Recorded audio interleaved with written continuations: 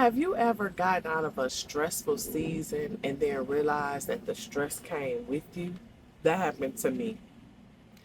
I had more room to breathe, but then felt guilty when I rested. I was rushing and nobody was rushing me. And I even, to an extent, measure my worth by how much I got done that day. I realized something. You could leave a job, but then carry that job with you. You can leave a stressful situation and still carry that stress. Whether you were laid off or changed careers or just tired of feeling under pressure, changing your circumstances doesn't automatically change what you've been carrying.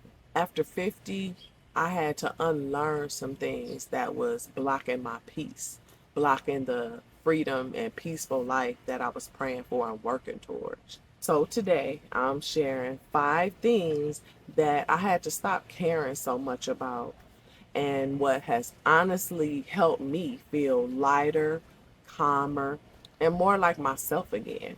Hey y'all, I'm Jay, and welcome to Reinventing Life After 50 with Jay. This is where we talk honestly about faith, purpose, peace, and figuring out what comes next without feeling like we have to have it all together. So let's talk. Number one, I stopped treating everything like it was an emergency. For years, it was like being rushed felt normal. I woke up rushing, got dressed rushing, standing at the kitchen counter eating. And when I drove somewhere, I'm thinking about the next 3 things I need to get done. Even when I wasn't late, apparently my nervous system felt like we were being chased. When you live that way long enough, slowing down can feel uncomfortable. It's like you finally sit down, but then your mind is like, what is it we supposed to be doing? Girl, sometimes the answer is nothing. Sometimes you are allowed to just sit there, to just take a break, a breather, to just listen to your own thoughts. I had to learn that every moment doesn't have to produce something. And I definitely don't have to earn the right to just breathe. What has been helping me is just asking one simple question: what really matters today? Not what can I squeeze in today, but what actually matters. Some days the answer is getting some work done, but then some days it's making a phone call, taking a walk, journaling, or just simply laying down, getting you some rest, sitting down, having quiet time. I'm learning that peace is not laziness. Sometimes your body and your spirit is like, finally, thank you.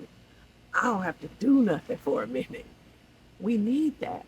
Number 2, I stopped measuring my worth by how much I got done. This one is personal. A lot of us have learned to feel valuable by being useful. We were the dependable ones, the hardworking ones, the ones that everybody called when something needed to get handled. And somewhere along the way, being busy became part of who we thought we were. In life changes. The job ends or shifts. The children grow up and don't need us like they used to. The schedule gets quieter. And then we start wondering, who am I if I'm not producing the way I used to?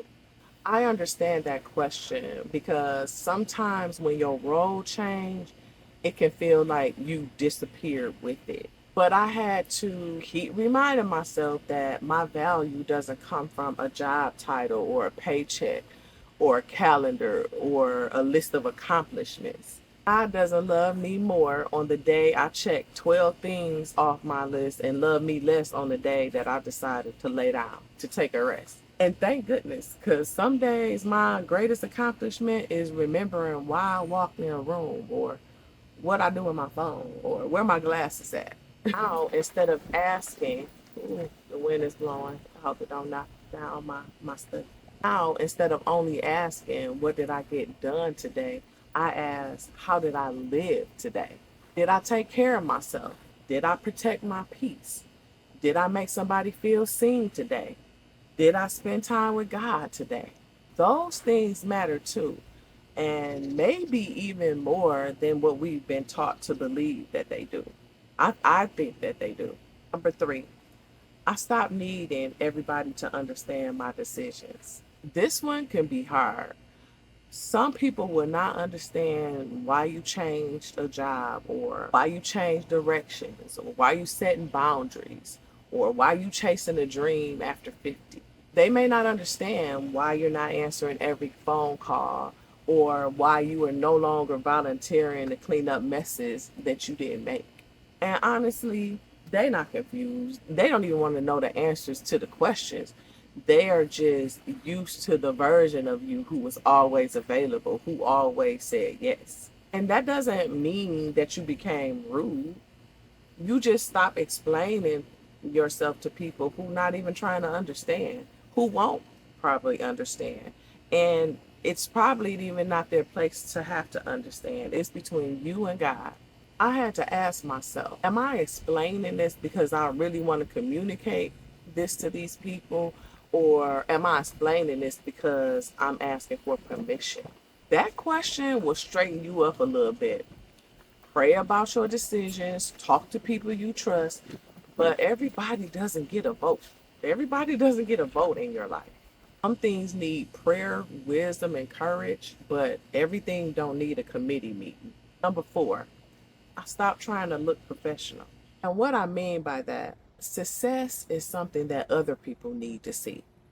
Title, the house, car, the busy schedule, the impressive answer when they ask, so what are you doing these days? What are you doing for work lately?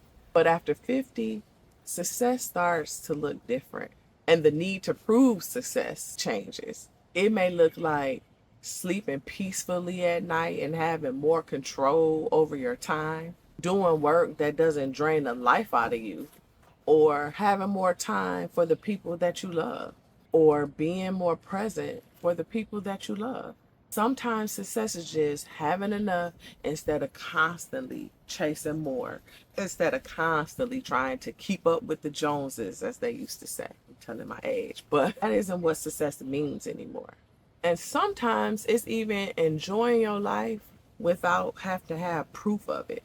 I'm still ambitious. I still have dreams. I still want to grow, create, build, and do meaningful things. But I no longer want success that costs me my health, my peace, my faith. I've already paid enough over these 50 plus years for some of these lessons.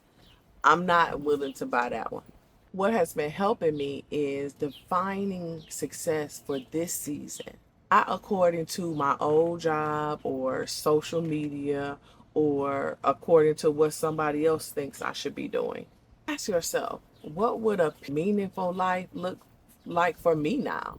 Your answer may be different than what it was 20 years ago, but it doesn't mean that you've lowered your standards. It just means you know what really matters now. You've learned what really matters to you. Then, number five, I stopped believing that I should have everything all figured out. That's a strange pressure that comes with getting older, because you like, I'm over 50. I should already have everything figured out. I should already know what my next steps are and what I'm about to do. While some of us are standing in front of the refrigerator trying to figure out what we opened it for. You can be wise and still feel uncertain. You can trust God and still have questions. You can be grateful for your life, but still want something different. Sometimes we put pressure on ourselves to see the whole staircase when God is only showing us the next step right now. We just need to take it. It happens one decision at a time. Maybe your next step is taking a class, updating your resume, writing down a business idea, making a call that you've been avoiding. Maybe it's creating a budget. Maybe it's resting long enough just to hear yourself think. Ask yourself, what is one small thing I can do this week? Nothing dramatic, but something real. Small steps may not look impressive in the beginning, but they can change the direction of your entire life. That's what I'm walking in and what I'm living through right now. I'm taking small steps to change the direction of my life, to reinvent myself, to live the life that I know that I'm called to live, that I deserve to live. Letting go after 50 is not becoming careless. It's becoming more careful about what gets access to your time, to your energy, to your peace. Maybe life changed before you were ready, and I understand that. Maybe you're trying to figure out who you are now, and I understand that too. But you are not starting over from the beginning. You are starting over from wisdom, from the experience. You are starting over from faith. You are starting over from lessons and from the strength that you didn't have 20 years ago. God is still working. Your purpose still matters. This chapter can be different, not perfect, not pressure free every day, but more honest, more peaceful, and more aligned with who God called you to be in this season. So take some of the pressure off, protect your peace, and trust God with the next steps. Let me know in the comments, what is something that you stopped caring so much about after 50 to protect your peace? Your answer may help someone understand that they're not the only one, that they're not alone in questioning, they're not alone in knowing all the answers in this season. If you are reinventing your life after 50 with faith, purpose, and practical steps, subscribe and join me here. Because, like I've said before, we're in this together. I'm on this journey too. So, let's get this done. Let's keep moving forward. Let's take a rest when we need it, to rest our mind, our body, and our spirits, so that we can be more productive, more successful, and do the things that we want to do. I love you with the love of God.